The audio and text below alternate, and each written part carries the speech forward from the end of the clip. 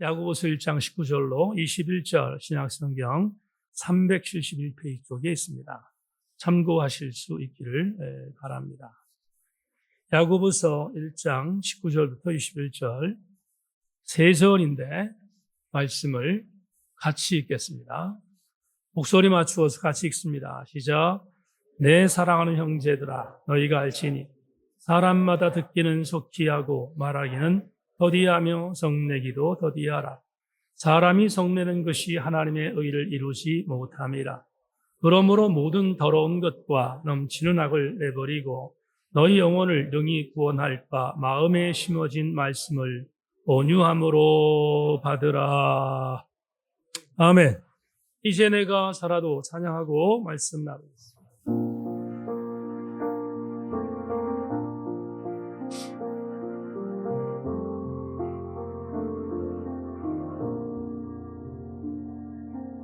이제 내가 살아도 주 위에 살고 이제 내가 죽어도 주 위에 하늘 영광 보여주며 하늘 영광 보여주며 날로라 아멘. 할렐루야 찬송하며 주께 감사하고 그러므로 나는 살아 죽으나 주님 것이요 사나 죽으나 사나 죽으나 날 위해 피 흘리신 내 주님의 것이 이제 내가 떠나도 이제 내가 떠나도 저 천국 가고 이제 내가 있어 주 위에 우리 예수 찬송하며 우리 예수 찬송하며 나는 가겠네 천군 천사 나팔 불며 맞으라 아멘. 그러므로 나는 살아 죽으나 주님 것이요 사나 죽으나 사나 죽으나 날 위해 피 흘리신 내 주님의 보렴 다시 한번 그러므로 나는 살아 죽으나 주님 것이 아멘. 사나 죽으나 사나 죽으나 날 위해 피 흘리신 내 주님 우리 후렴 마지막으로 다시 한번 그러므로 나는 살아 죽으나 주님 것이 아멘. 사나 죽으나 사나 죽으나 날 위해 피 흘리신 내 주님의 것이요 다시 화답하겠습니다. 아멘. 대로 말씀을 온유함으로 받으라, 이런 제목 갖고 말씀의 은혜를 나누겠습니다. 오늘 재환이가 말씀 잘 받는 시간 되길 바라고, 안승춘 집사님도 하나님 말씀의 은혜로 묶어지기를 바라고, 신승경 형제도 하나님 말씀으로 은혜 받는 시간 되기를 소망합니다. 일부에 안주로 영광을 돌리는 이임순 집사께서 지난 주간 본인이 은혜롭게 읽고 있는 책인 헨리 나우엔의 당자의 귀향이라는 책을 읽다가 은혜로 다가온 글감 하나를 제게 보내주었습니다. 작년에 우리 교회 독서반이 함께 읽었던 헨리 나우엔의 당자의 귀향에 나오는 본인에게 은혜로 다가온 한 구절을 제게 보내주었는데 격려할 이유가 있어서 소개하겠습니다. 문득 의구심이 듭니다. 하나님이 나를 찾고 이해하며 사랑하려고 애쓰시는 동안 나는 무엇을 했던 것일까요? 그것을 알고는 있었던 걸까요? 문제는 어떻게 하나님을 찾을 것인가가 아니라 어떻게 하나님이 찾으시도록 나를 드러낼 것인가입니다. 어떻게 하나님을 이해할 것인가 아니라 어떻게 하나님이 아실 수 있도록 나를 보여드릴까입니다. 제가 이임순 집사가 보낸 이 글을 소개하는 이유는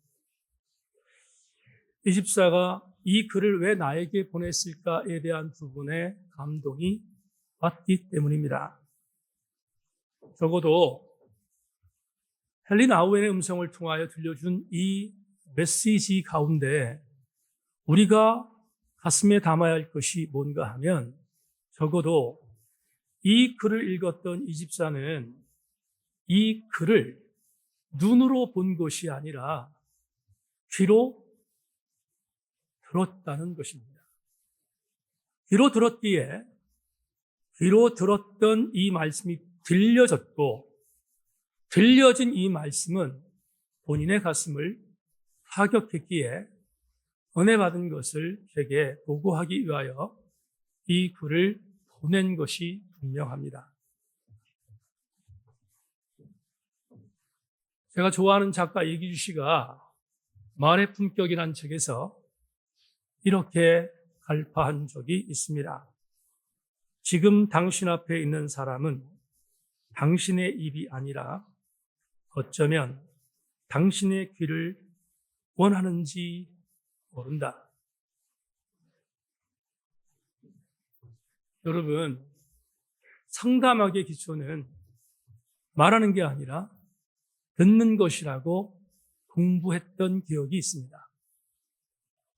오늘 SNS, 매스미디어, 수많은 인터넷상에 흘러넘치는 홈스토리를 통해서 우리의 눈이 잠식되고 있는 시대입니다. 정말로 아픈 것은 그 수없이 우리에게 오는 수많은 정보 가운데서 그 정보에 함몰되어 있는 우리들은 대단히 유감스럽게 하나님 말씀을 듣는 귀에 우리의 소리를 집중하지 못하고 있다는 안타까운 시대가 오늘이라는 것입니다. 사랑하는 여러분, 오늘 예배 나오셨는데 아무나 나올 수 있는 자리가 아니라 주님이 특권을 주셨기에 나올 수 있었던 이 자리에서 귀를 열기를 소망하고, 더불어 오늘 선포되는 말씀이 여러분 우리 귀를 통하여 들려져 가슴을 타격하는 귀한 시간이 되기를 주의 이름으로 권면합니다. 오늘 야고보서 저자는 수신자들에게 19절로 20절에서 이렇게 본문을 시작합니다. 내 사랑하는 형제들아, 너희가 알지니 사람마다 듣기는 속히 하고 말하기는 더디하며 성내기도 더디하라. 사람이 성내는 것이 하나님의 의를 이루지 못함이니라. 다 같이 아멘. 이 두 구절에서 우리는 대단히 많은 정보를 얻을 수 있습니다. 야고보서 기자는 야고보서라는 이 편지를 받는 수신자들에게 몇 가지를 당부하고 있지요.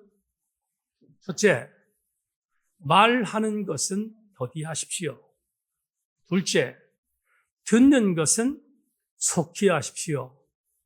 셋째, 성내는 것을 자제하십시오. 그리고 마지막 네 번째, 그렇게 하는 이유는 성내지 않는 자가 하나님의 의를 이룰 수 있기 때문이다 라는 정보를 19절로 20절에서 우리에게 제공하고 있습니다. 그렇다면 야고보서라는 편지를 수신하는 이들이 왜 성을 내고 있는가? 왜 야고보서 저자는 수신자들이 성을 내는 존재들로 표현했을까?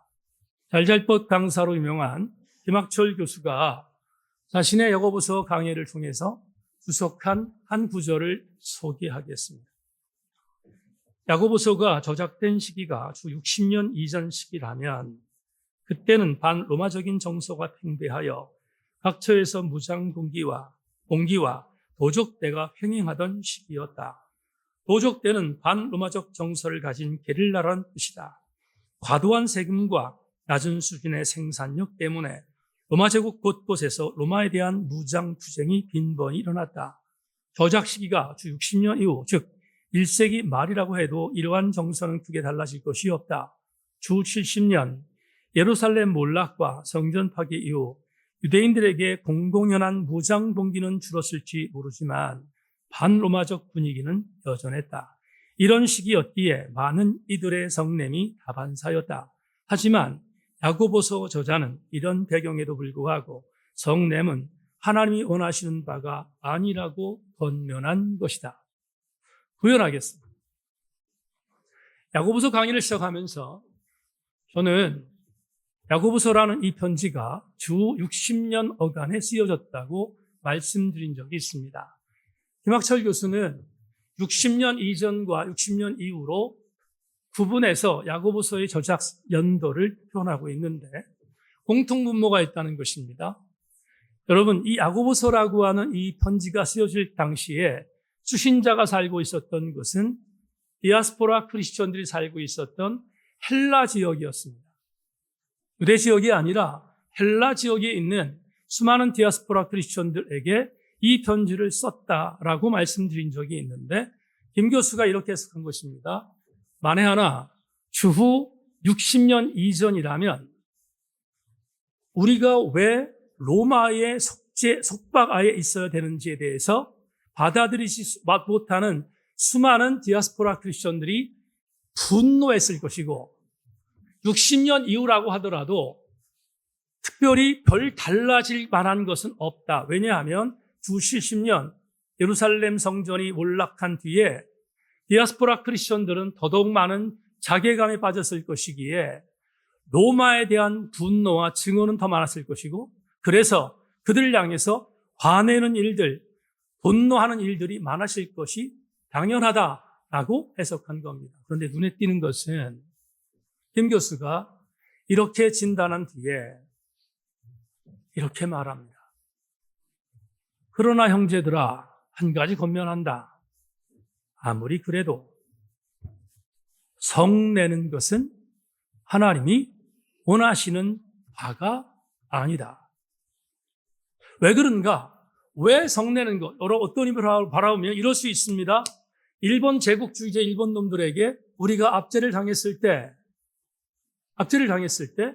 일본에 대해서 분노하는 것은 너무 당연한데 그런데 오늘 본문과 한번 접목해 본다면 당연히 로마의 압제에 굴복하지 않고 최선을 다해서 항거하고 하는 것은 마땅할 터인데 그런데 왜 야고보서 저자는 성내는 것을 옳지 않은 것이라고 오늘 본문에서 비롯했을까?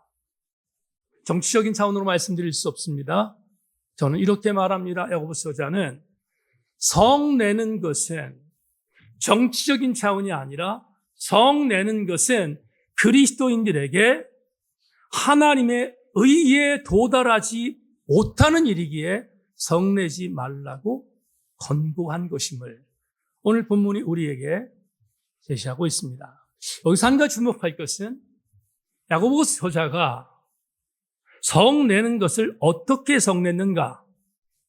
말로, 언어로, 폭력적인 언어로 성냈음을 지적하며 그렇게 하지 말라고 당부한 것입니다.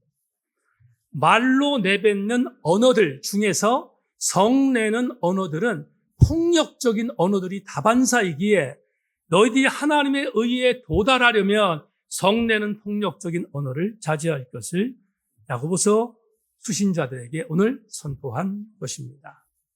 그러면 20절 발언은 우리에게 다가옵니다.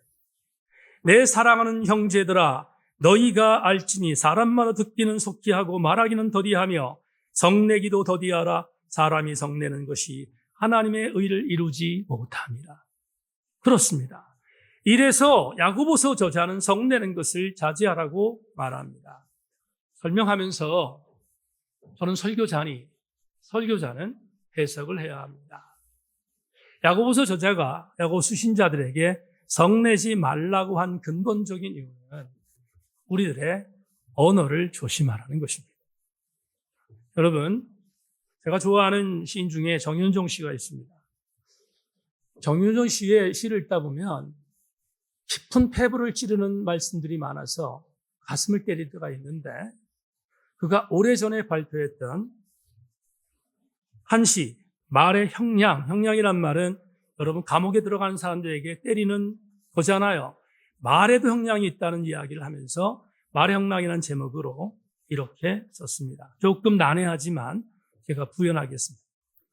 한 알의 말이 썩는 아픔, 한 덩어리의 말이 불이 타는 아픔, 말이 살이 된 살이 타는 무두질의 아픔, 제가 하는 바를 모르고 하는 저 죽은 사람들의 버림받은 말의 이별의 슬픔, 이별의 슬픈 말, 완강한 어둠의 폭력에 상처 입은 한 줄기빛의 예리한 아픔의 아름다움, 어둠 긁는 말의 마디마디에 흐르는 피의 아픔의 아름다움, 어둠, 슬픈 말, 꽃도 피면 시드나니가 아니라 시드름의 향기화, 죽음의 향기를 충전하는 삶의 필요성, 큰 죽음은 크게 반짝이고 작은 죽음은 작게 반짝임, 별 하나, 나 하나의 두려움, 말의 두려움, 말 하나, 나 하나의 두려움, 말을 사랑하는 두려움, 말을 사랑할 줄 모르는 자, 말의 사랑을 모르는 자의 무신적 폭력, 가엾음, 분노, 가엾음의 분노,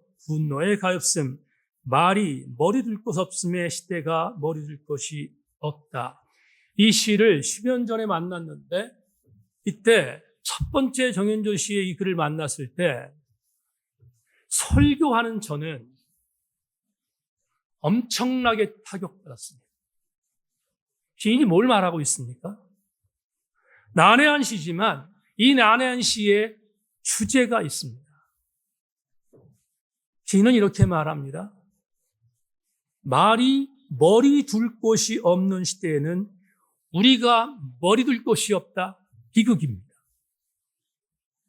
말을 통하여 폭력이 난무한 시대에 우리가 살고 있는데 우리는 머리 둘 곳이 없는 비극의 시대와 재앙의 시대를 살고 있다고 고발한 정현종 씨의 이 시를 보면서 나는 목사로서 성도들에게 수없이 많은 설교를 하는데 혹여나 이 설교를 듣는 여러분들이 이 말의 위력에 대하여 영적인 감동을 받지 못할 때 나는 정현종 씨의 이 시에서 예배될 수가 없다는 타격이 제게 왔습니다. 어제 김기성 목사의 잘자법 강의를 하나 들었습니다. 제목은 설교를 잘하는 법이라는 제목의 강의였는데 듣다가 동병상련했습니다. 우리가 아는 것처럼 김기성 목사는 최고의 설교자이자 최고의 문학 평론가이기도 합니다. 많은 사람들이 김기성 목사에게 와서 물었습니다. 목사님, 설교 잘하는 법이 있습니까? 잘잘법의 PD가 말했습니다. 목사님, 우리 대한민국의 시청자들이 목사님 설교 잘하는 법에 대해서 듣고 싶었는데 말씀해 주십시오. 그랬더니 김 목사가 너털 웃음 지으면서 말했습니다. PD님, 그 방법이 있으면 제게 알려주세요. 이렇게 말했습니다. 없습니다. 말 잘하는 법, 설교 잘하는 법은 없습니다. 그런데 김 목사가 이렇게 한마디 구현을 던졌습니다. 설교하는 자들에게 있어서 가장 행복한 것은 설교를 듣는 자들이 설교를 듣고 난 뒤에 그 말씀에 의해 그들의 삶의 현장에 사건을 일으키는 일이 일어날 때입니다. 오랫동안 내가 전한 하나님의 말씀을 들은 자들 중에서 주님과 만나는 인격적 변화가 일어나지 않는 성도들을 볼 때 내 말에 파워가 없구나 하는 자괴감으로 인해 절망스러울 때가 있습니다. 김 목사의 이 자괴감은 이강동 목사의 자괴감과 다르지 않습니다.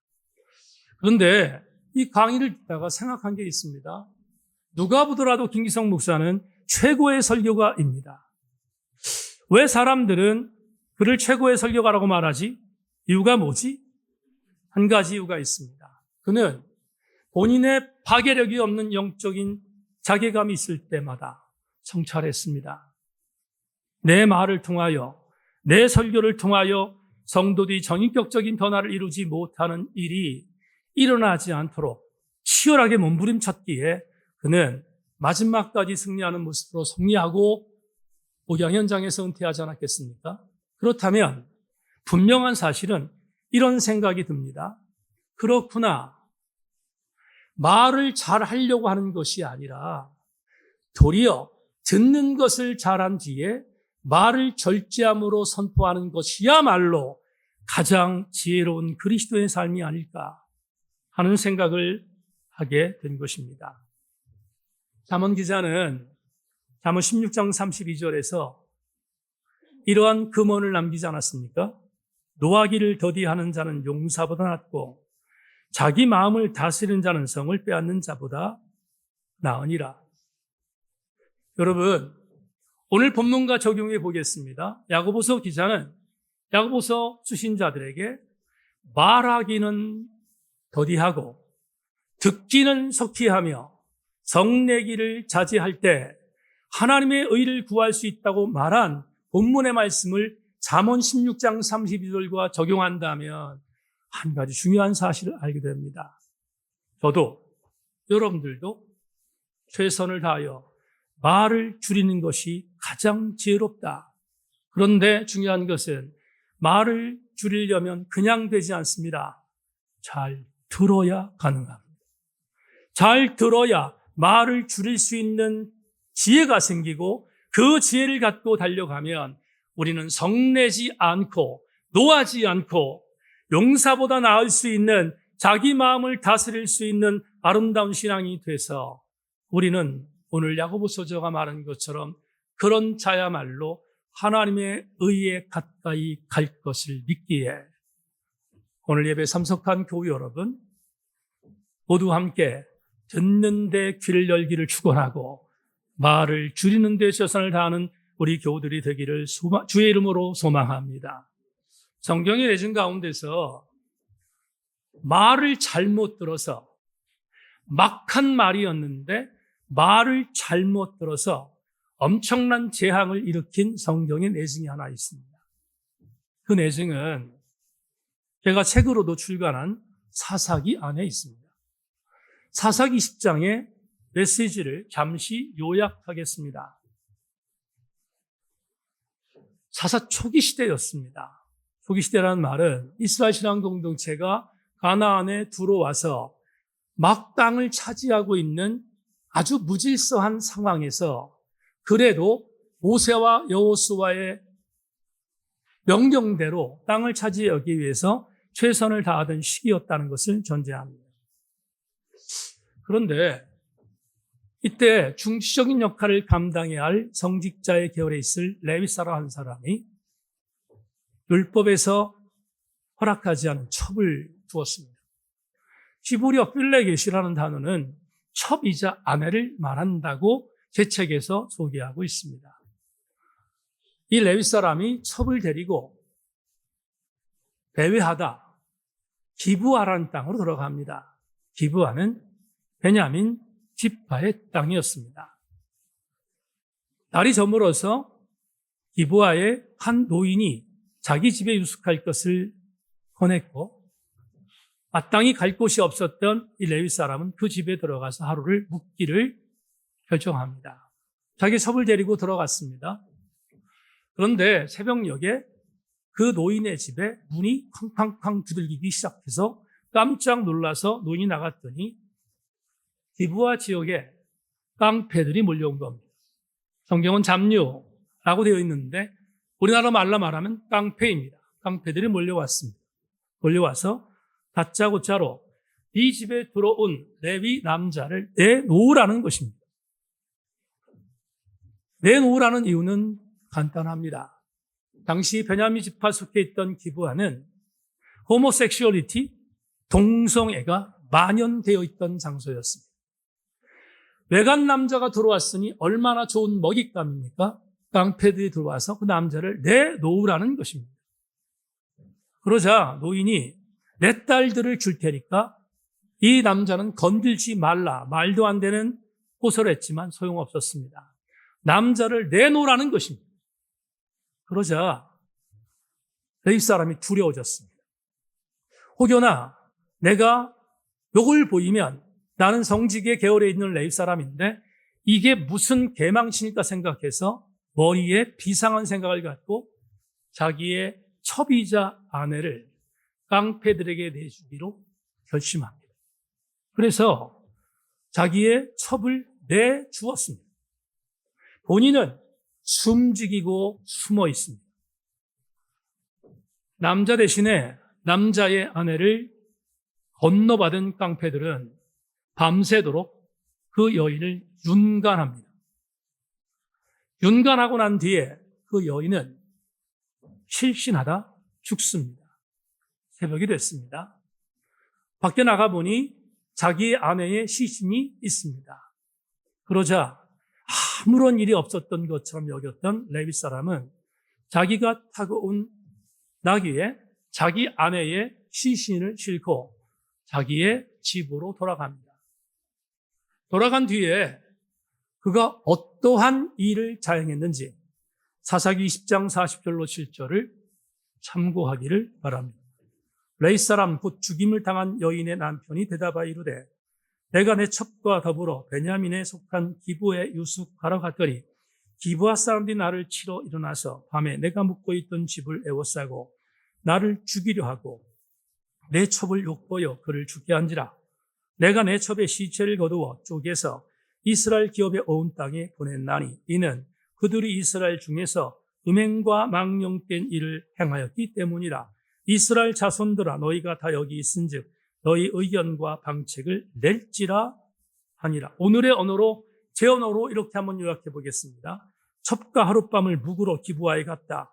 기브아 성읍 사람들이 나를 죽이려고 내가 묵던 집에 와서 나를 포위했다. 그들이 윤간하여 내 아내를 죽였다. 음란하고 수치스러운 일을 알리고자 아내의 시체를 토막내서 이스라엘로 보낸 것이다. 여러분, 거짓말입니다. 왜 거짓말이라고 말합니까? 팩트는 맞지만 자기는 빠져 있습니다. 레위 사람은 자기의 죄에 대하여 조금도 돌이키지 않고 있습니다. 내 아내가 죽은 것은 깡패들 때문이다 라고 고발하고 있습니다. 자기의 범죄는 전혀 회개하지 않습니다. 여러분, 12두막을 낸 자기의 아내의 시신을 이스라엘 12지파 두령들이 받았습니다. 얼마나 충격받았겠습니까? 이 엽기적인 일을 경험했던 이스라엘 두령들이 미스바에 모입니다. 모여서 이게 도대체 뭐냐를 알아봅니다. 그 현장에 토막을 낸 자기 아내를 보낸 레위 사람이 참석하여 이렇게 말한 것입니다. 조금 전에 말했던 이런 이유 때문에 내가 보냈다는 것입니다. 그러니 베냐민을 그대로 둬서는 안 된다라고 고발하고 있는 것입니다. 그러면 이 정도가 되면 여러분 주령들은 이런 생각을 해야 합니다. 베냐민 지파의 상황과 베냐민 지파에서 있었던 이 범죄가 일어난 정황들을 전부 다 캐치하고 정확한지에 대한 것을 인지해야 됐는데 이들의 실수는 레위 사람의 말만 들은 것입니다. 일방적으로 말했던 이 레위 사람의 말을 듣고 나서 이들이 무분별하게 결정한 것이 뭡니까? 안 되겠다. 베냐민을 용서해서는 안 돼. 생각해서 베냐민에게 사죄를 요구하지만 베냐민은 절대로 깡패들을 내놓지 않습니다. 자기의 지파에 있었으니까 내놓지 않습니다. 그러자 12지파의 두령들이 전쟁을 선포합니다. 12지파의 두령들이 각 지파에서 10분의 1의 군사들을 모집합니다. 그래서 모았던 군사들이 성경은 40만 명이라고 보고합니다. 그러자 베냐민과의 내전을 치르려고 40만 명이 모집됐는데 그 당시에 베냐민의 군사들을 뽑아보니 베냐민 지파는 27,600명이었습니다. 약 3만 명입니다. 이 싸움은 12대 1의 싸움입니다. 4대 1의 싸움입니다. 4대 1의 싸움인데 이 4대 1의 싸움에 대한 부분을 놓고 여러분 생각해 보십시오. 누가 이기겠습니까? 싸우나 마나 이 싸움은 해보나 마나입니다. 결과 사사기서 20장은 보고합니다. 어떻게? 베냐민이 진멸됩니다. 몇 명의 남자 앞에 놓고 모두 다 진멸됐습니다. 멸절된 것입니다. 여러분 왜 사사기 10장에 이 비극적인 일을 보고했을까? 이유가 뭘까? 이런 뜻입니다. 지금 가나안에 들어가서 새로운 땅을 차지해야 할 이스라엘 신앙 공동체가 함께 마음을 모아 하나로 마음을 묶어 가나안 공동체를 이루어야 되는데 도리어 하나님의 뜻이 아닌 하나님의 의가 아닌 한 지파의 베냐민 지파를 멸망시키는 기가 막힌 아이러니를 보인 이 사건을 통하여서 이들이 왜 이런 비극을 경험했을까? 이유는 랜덤의 시기였기 때문이다라는 것을 고발하기 위해서지만 조금만 더 깊이 들어가면 이런 생각이 듭니다. 이스라엘은 들을 기가 없었습니다. 이스라엘은 영적으로 분별할 수 있는 능력이 없는 사사시대에 있었기에 그들은 들을 수 있었던 영적 분별력이 없었기에 이런 기가 막힌 범죄를 그리고 폭력과 재앙을 당하게 된 것입니다. 제 책에서 저는 이 기브아 사건을 진단하며 왜 이스라엘이 이렇게 망가졌지? 라고 진단하다 저는 제 책에서 이렇게 해석했습니다. 악수에게 악수했기 때문이다. 여러분, 악한 수와는 악수하지 말아야 합니다. 왜 우리가 악한 손과 손 잡습니까? 왜 우리가 악한 묘수와 손을 잡습니까? 이유는 영적으로 하나님 말씀이 단절됐기 때문입니다.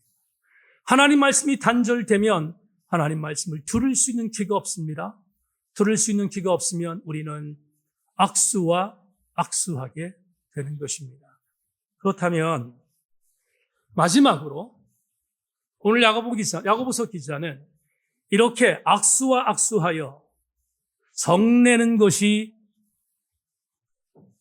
멸망으로 가는 일임에 대한 부분들을 분명히 경험했던 이스라엘 신앙 선조들의 내용을 선포하면서 야고보서 기자는 독자들에게 말합니다. 이렇게 정말 잘못된 길로 갈 수밖에 없었다. 듣기는 속히 하지만 말하기를 정말로 더디하라고 하는 야고보서 기자의 말씀을 통하여 하나님의 의에 이루지 못하는 이유에 대해 진단한 뒤에 야고보서 기자는 말합니다. 우리가 하나님의 의에 이룰 수 있는 방법이 있다. 그걸 오늘 본문에서 우리에게 제시합니다. 절대로 악수와 악수하지 않고 하나님의 의로 가는 방법이 있다. 그걸 21절 마지막 절에서 우리에게 제시하고 있습니다. 자막 보겠습니다. 21절. 같이 읽겠습니다. 시작. 그러므로 모든 더러운 것과 넘치는 악을 내버리고 너희 영혼을 능히 구원할 바 마음에 심어진 말씀을 온유함으로 받으라. 여러분, 방법이 나왔습니다. 우리가 성내지 않고 우리가 하나님의 의를 이룰 수 있는 방법이 있습니다. 아주 친절하게 오늘 21절에서 야고보서 저자는 말합니다. 그 방법은 온유함으로 말씀을 받으라. 내 말을 보겠습니다. 성내지 아니하고 그리고 하나님의 의로 들어갈 수 있는 방법은 이것입니다. 말씀을 온유함으로 받는 것이다. 이제 우리는 진단해야 합니다. 말씀을 온유함으로 받는 것이 과연 뭘까? 말씀을 온유함으로 받는다는 말은 과연 무엇일까? 여러분에게 두 가지로 제시하겠습니다. 영어 성경 야고보서 1장 21절에서 리빙 바이블은 이렇게 해석합니다. 그리고 우리가 받은 놀라운 메시지에 대하여 겸손하게 기뻐하십시오. 21절에 온유함으로 말씀을 받으라는 온유함이라는 단어를 두 가지의 단어로 해석했습니다. 헬라 원어 성경에 있는 말씀을 번역한 것입니다. 첫째, 겸손하게, 둘째, 기뻐하십시오. 그러면 두 가지 제시할 수 있는데 우리가 하나님의 의를 이룰 수 있는 두 가지 방법은 첫째, 겸손해지는 것입니다. 따라하십시다. 겸손하자.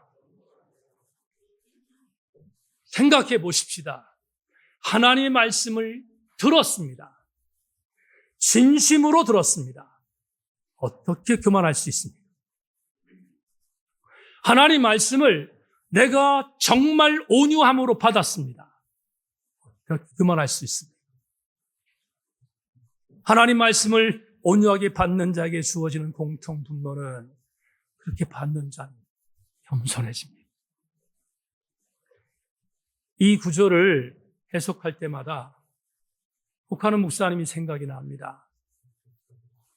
혹하는 목사님 살아생전에 사랑교회에 약 200명 되는 부교육자들에게 교육자 원례를 통해서 설교할 때 하셨던 설교를 유고집에 담고 있는데 우리 교우들에게 참 많이 얘기했습니다. 다시 한번 확언하겠습니다. 혹하는 목사님이 사랑교회 부교육자들 향해서 이렇게 설교했습니다. 하나님 말씀을 듣고 울진 못할지언정, 가슴을 치진 못할지언정, 말씀을 갖고 장난쳐서야 되겠습니까? 말씀 묵상하며 엉엉 우는 평신도만큼은 따라가지 못하더라도 말씀 앞에서 벌벌 떠는 모습은 있어야 하지 않겠습니까? 여러분 지금 단위에 설교하는 여러분 담임 목사는 혹하는 목사님의 이 명제와 같은 말씀을 읽고 난 뒤에 정말 많이 생각하고 있습니다. 만에 하나 우리 세인교회 평신도들 가운데서 담임 목사의 영성을 뛰어넘는 그런 신자가 있다고 가정할 때 내가 그 신자 영성을 따라가지 못한다면 과연 이 목사가 목회할 수 있을까? 감히 하나님의 교회 공동체에 속해 있는 여러분들이 이 목사 영성을 앞지를 수 있는 영성이 사람들이 많이 나온다면 제가 정신 차리지 않겠습니까? 정신 차리고 우리 교회의 교우들을 섬기기 위하여 더 많이 치열하게 겸손하게 주의 사역을 위하여 몸부림치는 것은 여러분들이 제게 주는 숙제이지 않겠습니까? 말씀 갖고 장난쳐서야 되겠습니까? 나는 이 말이 제게 얼마나 크게 다가왔는지 몰라요. 여러분, 소망하는데 개천 세인교회 성도들이여, 저를 도전할 수 있는 영성의 사람들이 우리 교회에서 배출되기를 주의 이름으로 축원합니다. 그렇게 되어야 하나님의 교회가 살아서 움직이지 않겠습니까? 두 번째, 겸손한 것뿐만 아니라 하나님 말씀을 온유함으로 받는 자에게 주어지는 복은 기뻐합니다. 말씀을 듣고 기뻐할 수밖에 없습니다. 여러분 한번 침잠하여 생각해 보십시다. 내가 하나님 말씀의 조명을 받고 그 말씀을 살아서 움직이는 말씀으로 받았습니다. 나를 후벼 파고 나를 때리고 나를 쳐서 복종하게 만들어서 부담스럽게 만들고, 와, 내가 예수 믿는데 이런 부담감이 있네. 나를 쳐서 복종하는 말씀이 있다고 여러분 생각해 보십시다. 근데 우리만 아는 비밀이 있어요. 저쪽 사람들은 절대 모르는 비밀이 있어요. 나에게 타격된 말씀을 받은 뒤에 내가 정말 부담되지만 그 말씀이 나에게 온 뒤에 나는 이루 말할 수 없는 영적인 희열을 느끼는 거예요. 이걸 세상 사람들이 누가 알아요? 알지 못해요. 하나님 말씀이 선포되면 그 선포되는 말씀이 나를 타격해서, 나를 강하게 타격해서 나를 하나님의 사람으로 올곧게 만드는 영적 부담감이 있지만, 그 말씀을 받은 뒤에 나로 하여금 위로부터 내리시는 솟구쳐 흘리는 솟구쳐 나오는 영적인 시열이 나에게 있다는 것을 누가 압니까? 내가 알지. 여러분, 제가 우리 교회에서 선포할 때 아직도 우리 청년들 중에 휴대폰 보고 설교를 듣고 있는 사람이 있어요. 머리를 숙이고 있는 사람도 있어요. 청년들 그럴 수 있어요. 아무 소리 안 하는 이유가 뭐냐? 이유는 이것입니다. 지금 휴대폰 보고 휴대폰 예배하고 있지만, 그러나 어느 날 하나님께서 그 말씀을 타격할 때 그 영혼들도 돌아올 수 있음을 믿기 때문이다. 이 말.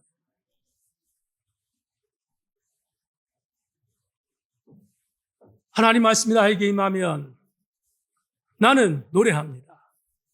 찬양합니다. 진심으로 찬양할 수 있습니다. 제가 설교하며 제가 정말 좋아하는 찬송가가 있습니다. 이 찬양을 이렇게 부를 때 희열이 있어야 부를 수 있습니다. 내 영혼이 은총 입어 중한재진 벗고보니 슬픔 많은 이 세상도 천국으로 화도다. 주의 얼굴 뵙기 전에 멀리 뵈던 하늘나라 내 맘속에 이루어지니 날로 날로 가깝도다. 높은 산이 거친 들이 초막이나 궁궐이나 내 주 예수 모신 곳이 그 어디나 하늘나라. 할렐루야. 찬양하세. 내 모든 죄 사함 받고 주 예수와 동행하니 그 어디나 하늘나라. 누구나 부를 수 있는 찬양이야.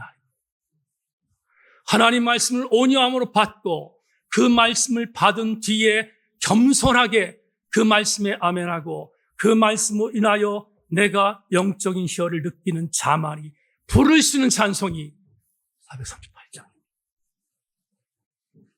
오늘 헌금 찬송으로 이 찬양을 부를 때 여러분의 찬양이 되기를 주의 이름으로 소망합니다. 말씀 맺겠습니다.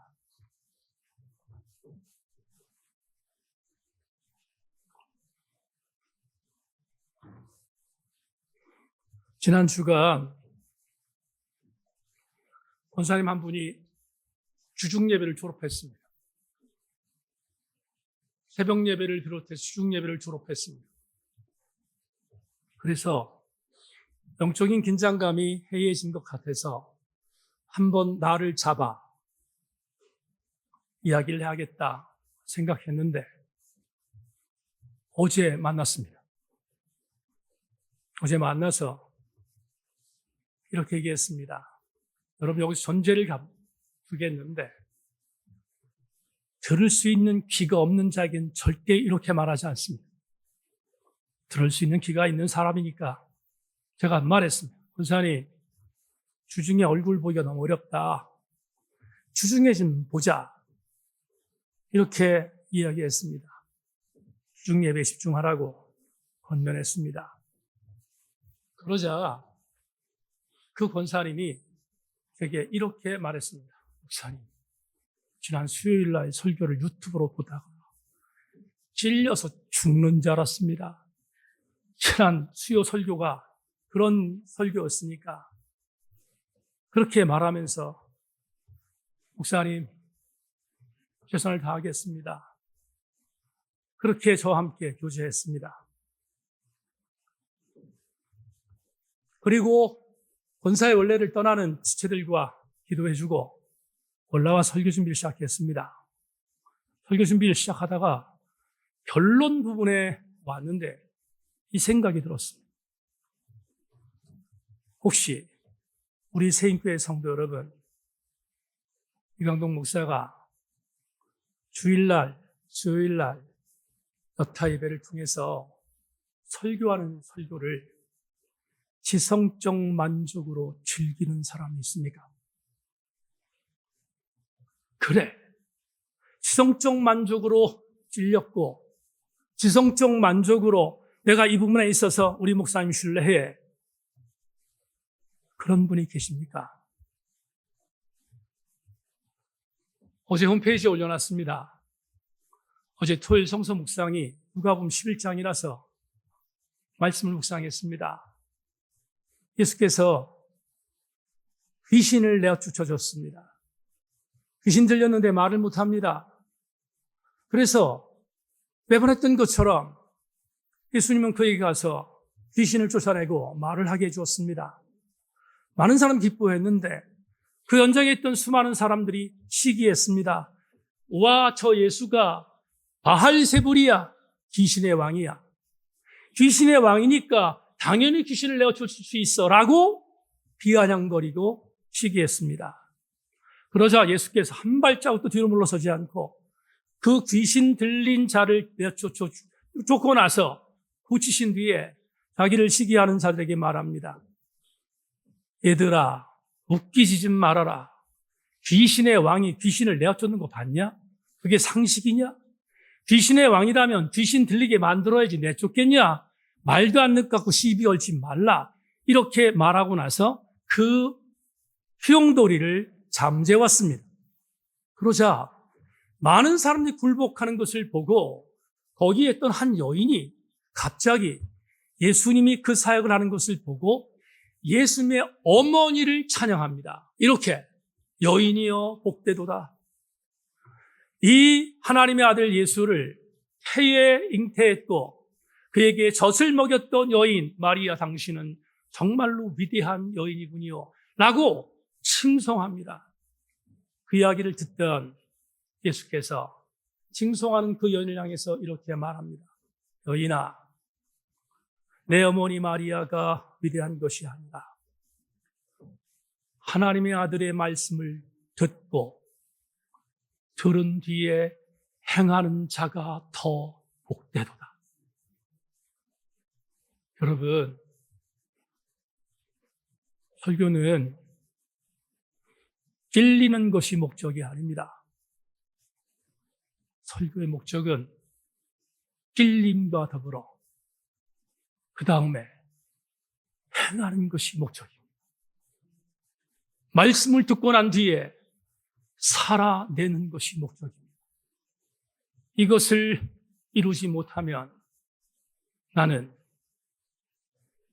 온유함으로 말씀을 받는 사람이 아닙니다. 성도들이여, 이렇게 마지막으로 권고하겠습니다. 지난주 저를 울리고 저에게 영적으로 저를 몸부림치게 했던 사건이 있었습니다. 한 성도의 몸부림 때문이었습니다. 그 몸부림을 겪고 난 뒤 정신 바짝 들었습니다. 저 영혼이 예수 그리스도 한 분으로 이렇게 몸부림치고 있는데 저 영혼을 섬기는 이 목사야 저 성도보다 더 영적으로 치열해야 되지 않겠는가를 생각하고 몸부림치며 그 영혼을 위해 승부했습니다. 바랍니다. 이번 한 주간, 아니 우리 세인교회 모든 성도들 여러분의 삶 현장에서 여러분의 담임 목사를 뒤흔들어 영적으로 승리하는 영성을 보여주어 저도 기쁘고 하나님도 기뻐 우리 교회가 영적으로 승리하는 공동체가 되기를 주의 이름으로 축원합니다.